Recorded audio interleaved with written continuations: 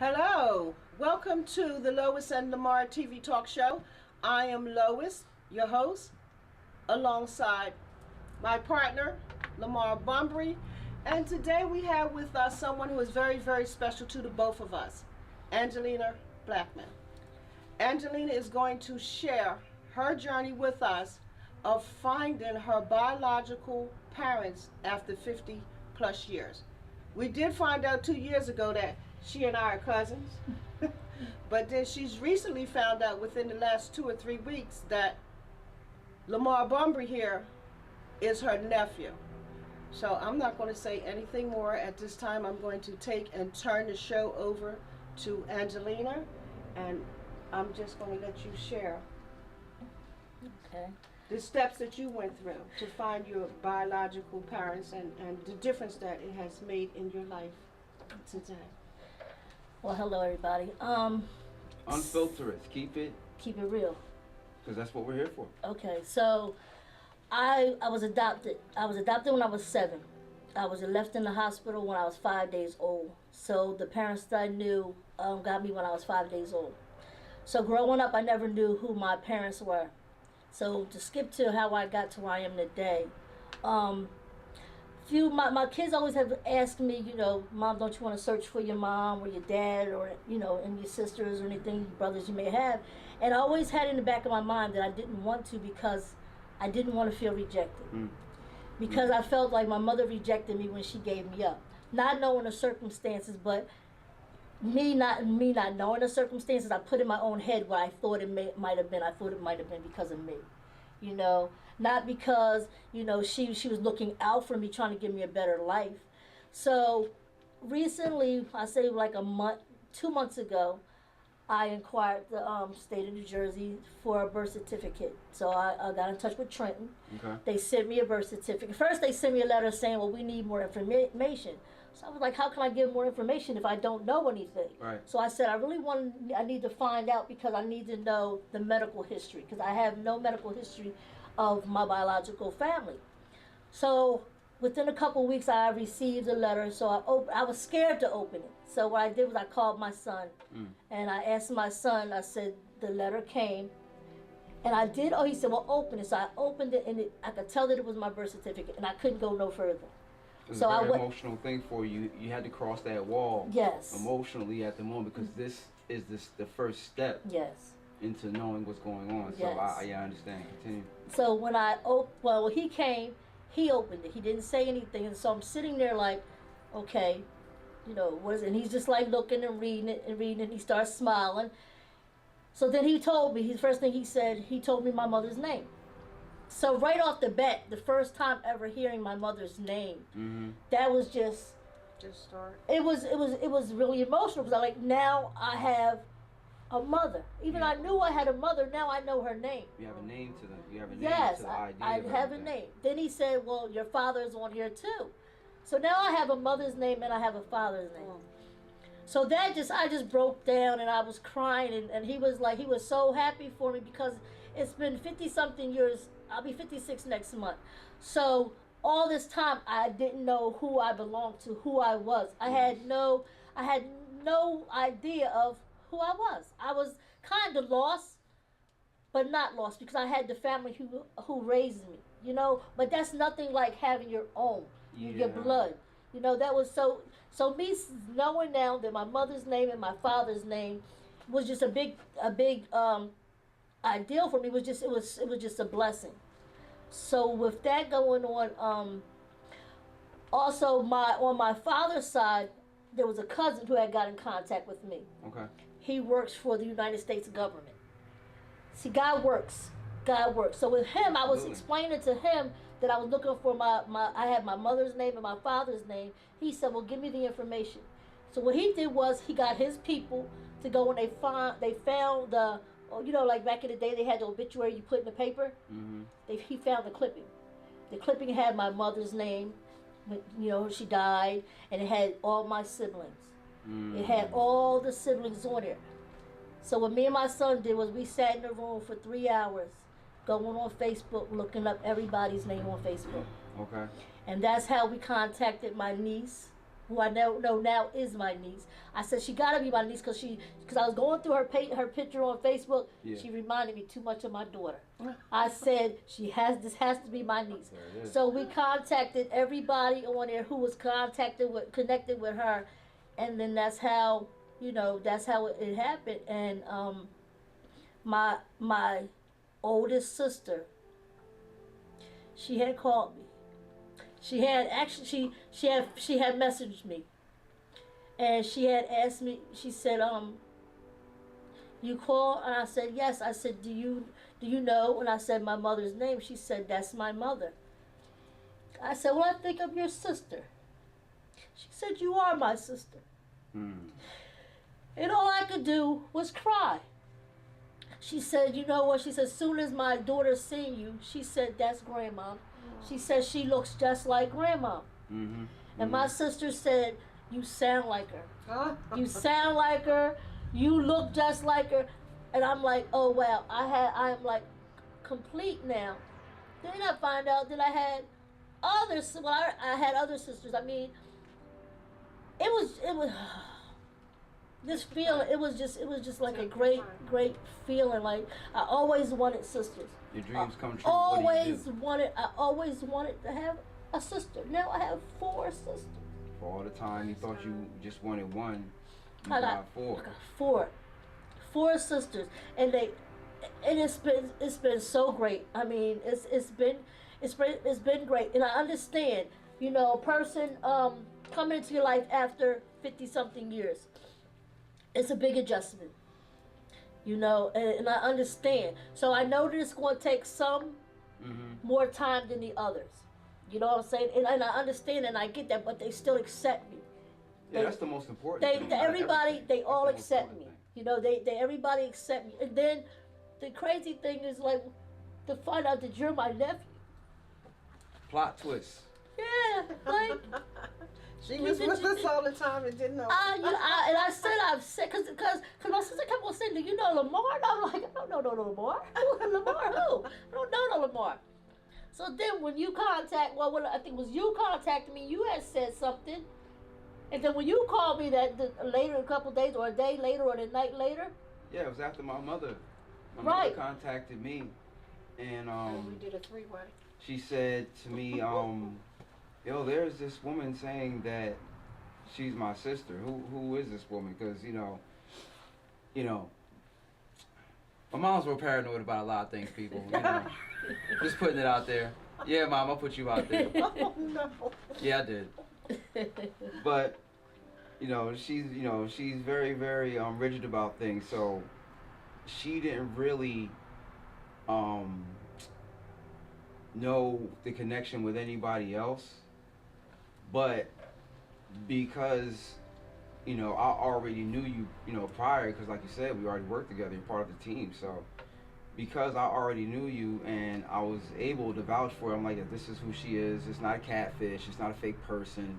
You can actually scroll on the Lois and Lamar TV talk show Facebook and she's right there. So it's pretty official tissue. So I think that you should, give it a chance. And that's when she started gravitating towards, okay, I'ma see what's happening with this. And I'm like, look, if she's family, then we must accept her as family, And for all the people out there that go through these situations, you might have some siblings, you might have a mom or dad, aunt, uncle, whoever that you don't even know. They might be at your job. That you might have went to school with them, or it's just some type of connection somewhere.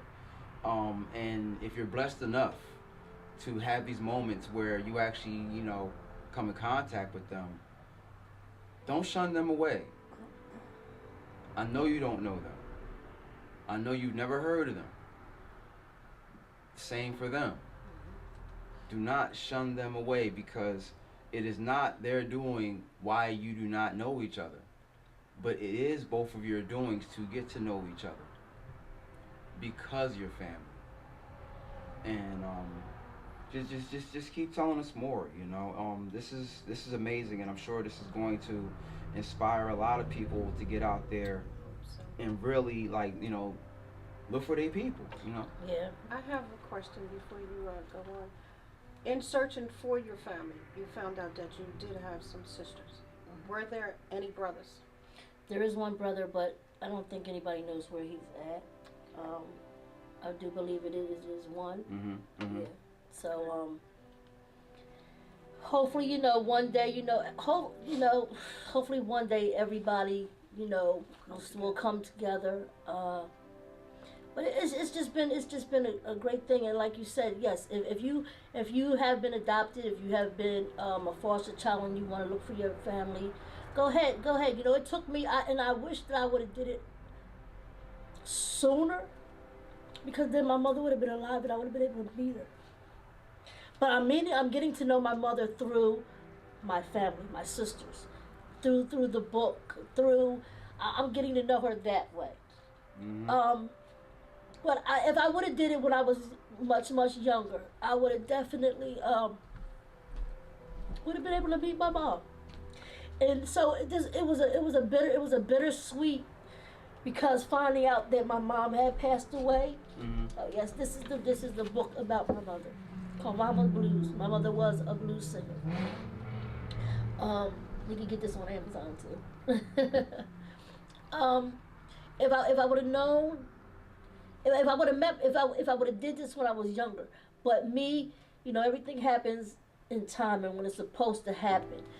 I wasn't ready. I was about to say that. I wasn't ready. Mentally, you wasn't ready. I wasn't you probably ready. would have been, still bitter from not Right, knowing. right.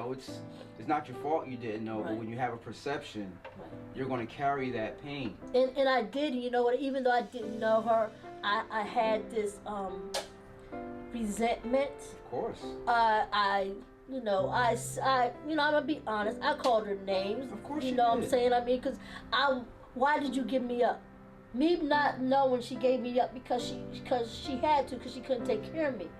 Until I realized, and I found out, it was like 10 years ago, somebody said to me, your mother loved you because she named you, she stayed in the hospital with you for 5 days. She didn't leave you in a dumpster. She didn't leave you on the side of the road to die. She made sure you was okay. So after that, that made me feel like she did love me. She named me. She named me. She stayed there with me. And she did what she had to do because she knew that she was not able to take care of me. For whatever the reasons might have been. So I forgave her. And that's why I started seeking and looking for. But 30 years ago, I did not have that mindset. 30 years ago, I was not right just because my life wasn't right. You had to be a mother too, Right. first and foremost, so you can understand her position as a mother. Right. Before that, it would just be from the position, as just being a child. Right. So you had to mature, grow, become a mother yourself, and then you were able to receive the message, Yeah. so that these moments can happen right now. And then also, with the rejection pieces, like I always told myself that what if I do meet her and she says no, I got rid of you and I didn't want to have anything to do with you then, and I don't want to have anything to do with you now. I don't know how I would have handled that as an adult. You know what I'm saying? I don't know, because I already got rejected one time as a child, so now here I am being rejected again as an trauma adult. returning. Right. So I didn't know how I would be able to handle that mentally. So that was another reason why it stopped me from looking to moving forward. And like I said, I just wished I would have put all them things aside and just went on, because from what I understand, she's a beautiful person. I see the pictures. She was a beautiful person. And I always wanted to know what my mother looked like. All I had to do was look in the mirror. All I had to do was look in the mirror. But Angelina, let me say one thing to you. Your mother did love you, because the fact that she did not abandon you, Right. she put you up for adoption. You were in the care of beautiful, beautiful people who raised you up. So you were blessed to have two families. Yes. You were blessed to Yes. have two families. You're just contacting the biological family. But your other family is behind you. Yes. They are supporting you, and they still love you. They're never going to leave you. Okay, you just gained another Right. family. Yes, But definitely. your mother loved you, because if she didn't love you, Right. I wouldn't be here.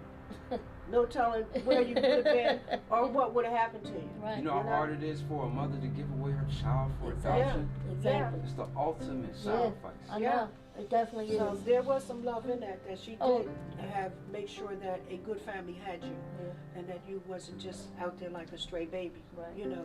And I do, and I believe that, and I know that, and I know that now. And then hearing, learning about my mother every day, I find out something different. Especially reading this book, I'm finding out so many things, And just talking to my sisters and stuff like that, I'm learning, little bits and pieces of this, and I'm like, wow, like, it's a lot that I have in common with my mother, just like it's a lot of things I have in common with my sisters. Exactly. And I just can't wait till we get together and we all reunite and everything like that. That's that day right there, and it's coming because November I'm going to down there to see everybody. It's going to be a tearjerker, but it's going to be good. It's going to be good. I'm just so blessed. Like you said, I have 2 families. Some people don't have one. Well, you have 3 because you have the Lord And I have, yes, family. yes, You've been our and family you're right, before you yes, found anybody else. yes. So, And it's just a great blessing. And I mean, and everybody, like I said, my sisters call me every day. It's if they don't call, they text. I'm just glad that everybody accepts me, because that was my main fear. That's the biggest. That was my main fear, that I wouldn't be accepted. That was my. And when I talked to him on the phone, I was like, and that's what I told her today. I said, I don't know how how can I say it? To accept him when he comes in the door. Yeah, because you're not now my co-worker or somebody that I work with. You're my nephew. And I would tell people, like, I've worked with you for 2 years. We worked together and we didn't even know. And just now to know that I have you as a nephew and you've been there for me ever since you found out. We've talked on the phone and everything. It's just been great. And I want to say I love you. And I'm so glad that you're part of me and I'm part of you. And I can't wait to meet my sister, your mother. I know in time it's going to happen. I know you can't wait for that one, Mom. But this is wonderful, and I want to thank you because you had a lot to do with this too. Because I think it would have been harder if you wasn't there to say I know her and she's real, she's who she say she is. I think it might have took a little bit longer. You know what I'm saying, for people to say, okay, well, if you say she's real, then she is real. If she's who she says she is, and this and that, they know you. They didn't know me, and that's why I said I understand. I totally understand. I understand. Hey, this woman just coming out of nowhere, saying that she's related. She's related. I don't know if she's related. It's 2021. Things happen. Yeah. So. They knew what it was. Because I told my mom, I'm like, listen, and I feel it in my spirit right now. She is who she says she is. And now that y'all know that she is who she says she is, hopefully y'all can be who you need to be. But, this is a very, very emotional show today right now on the Lois and Lamar TV talk show. And I want this to touch everyone that's out there and just know just the happiness that you will bring to the person that is looking for you. You're everything to them and you don't even know it. They have so much love for you and you don't even know it. And just to say, on